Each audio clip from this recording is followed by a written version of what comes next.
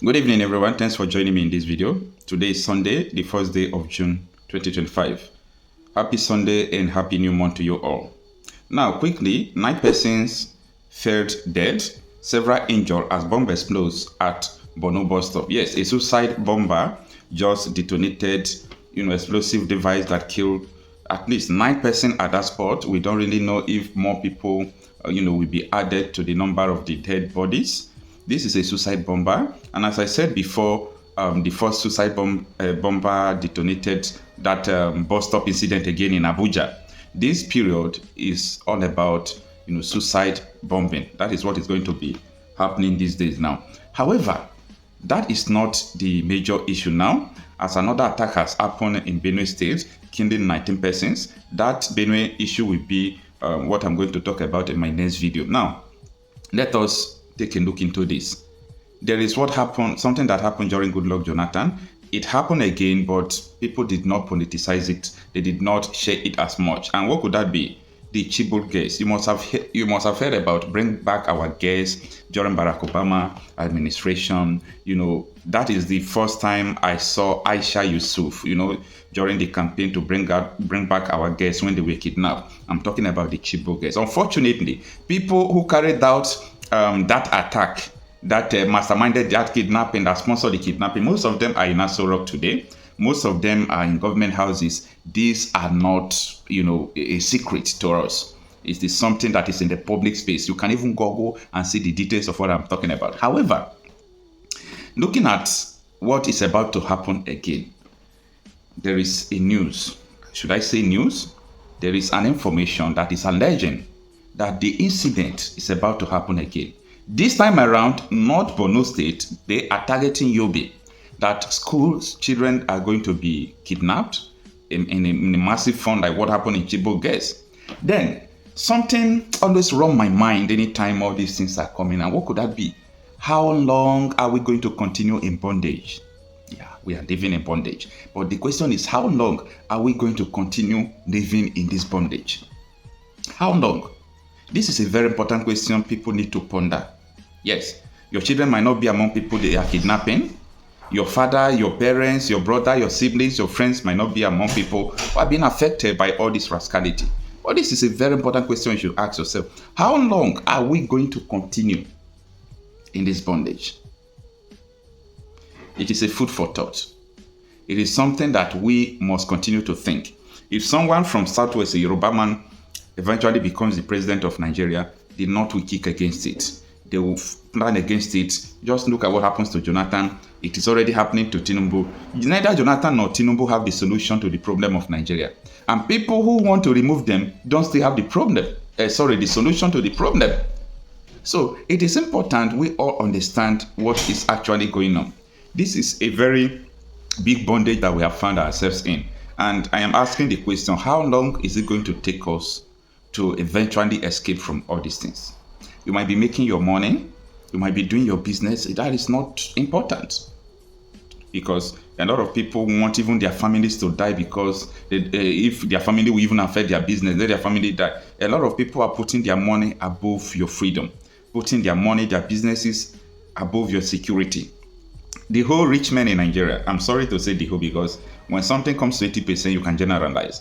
When I mean rich people, wealthy people who may always make their money from Nigeria or the population in mass, they can't talk because they are protecting their money. And this is at the detriment of poor people. They are totally disconnected from the reality. Now, let us look at this article that reads that 9 fell dead, several injured as bomb explodes at Borno bus stop. The article was published today being first day of June 2025, and it reads, 9 people have been feared dead following a bomb explosion at a local bus stop in Mairari village, Guzamala local government area of Borno State. It was gathered that the deadly blast was caused by an improvised explosive device, IED, planted at a bus stop. Out of the article. Remember that this is the same thing that happened in Abuja last 2 weeks, where a suicide bomber came to bus stop. So bus stop has become their target now. And last month here, Nakurawa was planting the same explosive device on the road. Now, the question I want to put forth, We learned at the point I published it that these explosive devices are now being manufactured in Nigeria. Then the Nigerian army at the time also published that they destroy weapon manufacturing center of all these terrorists. But do they destroy the whole weapons or the whole places they are manufacturing the weapons?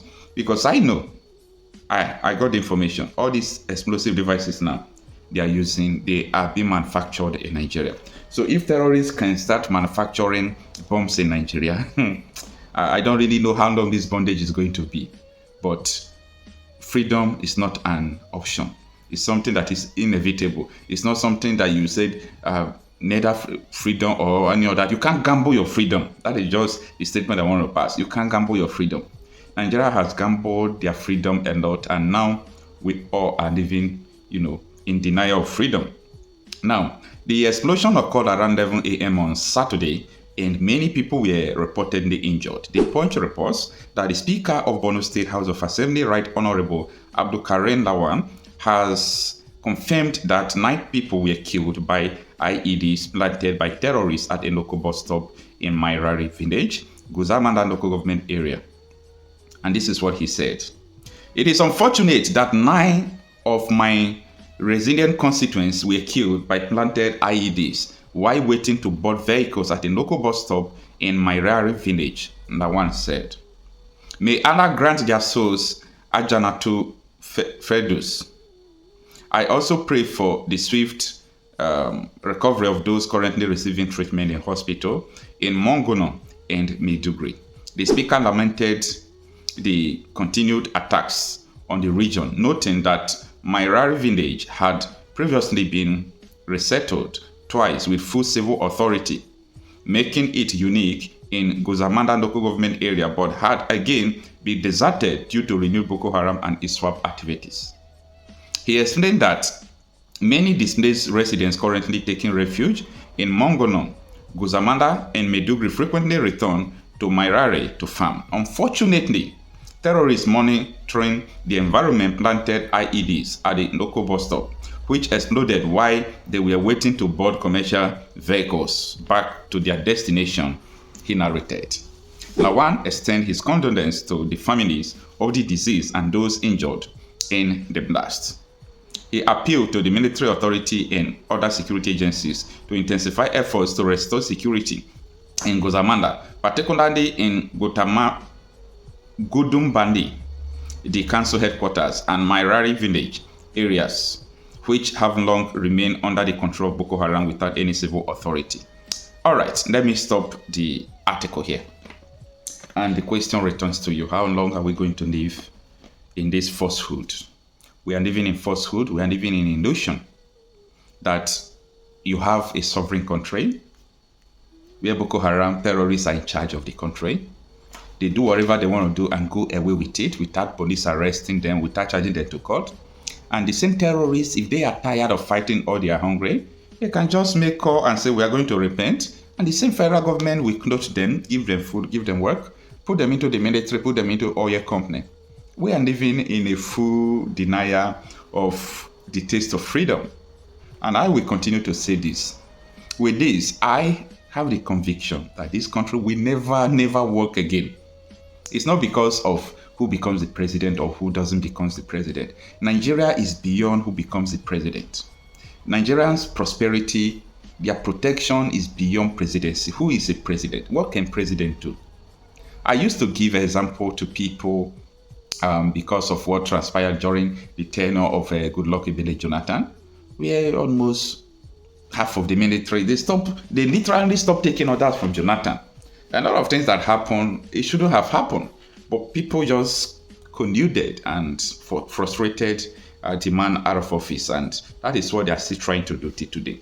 So how long are we going to be fighting all these things? A Northerner become president, the same thing will happen in the South. Militants will start doing all those things. A Southerner becomes the North will kick against. How long are we going to continue? Now, an Igbo man has not, assumed the office once. So imagine if Igbo man becomes president. Oh my goodness. See, there is no way the country can continue like this. There is no way.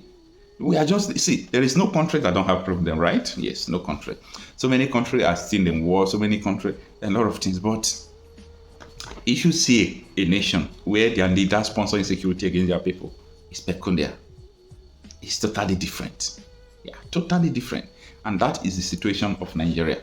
Let me know what you think about this. Thanks for listening.